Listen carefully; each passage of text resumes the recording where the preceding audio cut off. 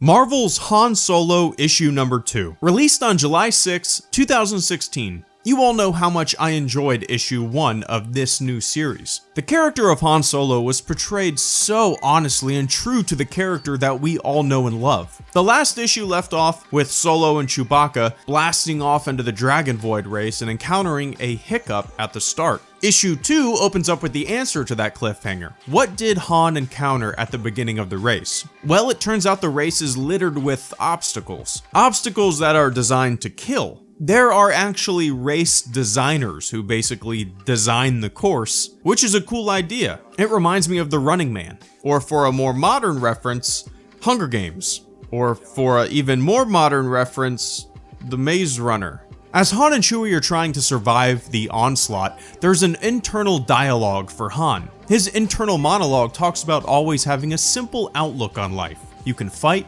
you can run, or you can die. He thinks about the jobs he's turned down because of a bad feeling in his gut. He says that this race will probably get him killed, but he's never felt more alive. The exterior and interior characterization of Han Solo is played very well here. We all know he's a risk taker, cocky and confident, but this inner monologue paints him as somewhat of a thrill seeker as well. We see how his thought process works. There's no reward, the job pays nothing, but it's the thrill of it all that keeps him pushing forward. Han Solo, the adrenaline junkie. So with some quick wit, he decides to cut the Falcon's engines. The mines and probes zip by him. Turns out they're only attracted to powered up engines. That Lou-Ray Anno character, the veteran racer, the eldest one of the bunch, also cuts her engines. The announcers say that it's been years since one obstacle has taken out so many racers so quickly, and now only 4 ships remain. We get a peek at the hothead side of Han Solo too. A pilot shot at the Falcon to defend himself from the attacking probes or something.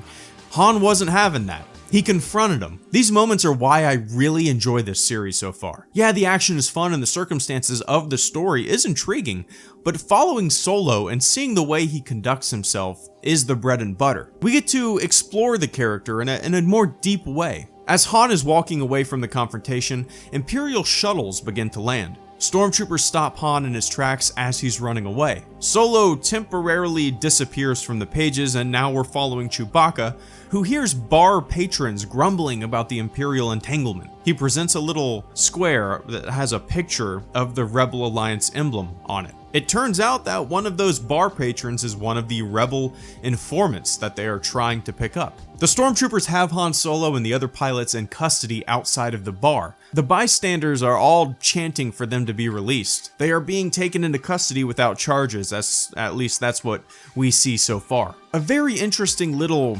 character, I guess it's going to be, was introduced. It's a glowing orb that accompanies Lou-Ray Anno. Han initially thinks that it's a piece of technology, a spy of some sort, like a drone, but it's actually a living creature, a glowing ball. In one of the panels, we see multiple orbs floating around Anno. At this point, as readers, we don't know what they are, but to me it's very intriguing. I have a feeling that these little glowing orbs will play a pretty large role in the rest of the story. I can't wait to find out what they are, why they're there, and what they do. I enjoy the end of this issue the most. Whenever we see Imperial thugs acting outside of the law, making their own rules and being bullies, it always ends up being an exciting time, a fun watch, a fun read.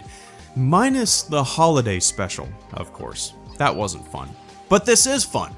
All of the pilots have been captured, Solo is in binders, and on the last page he's on his knees with an Imperial officer standing over him. The officer says, "We don't want to spill any blood on camera, do we?" We end off on a cliffhanger that's even better than the last cliffhanger in issue 1. Chewbacca is on the loose. He's come in contact with one of the Rebel informants. The race has been halted. The pilots are in custody. I didn't expect the story to take this turn, which is definitely a positive.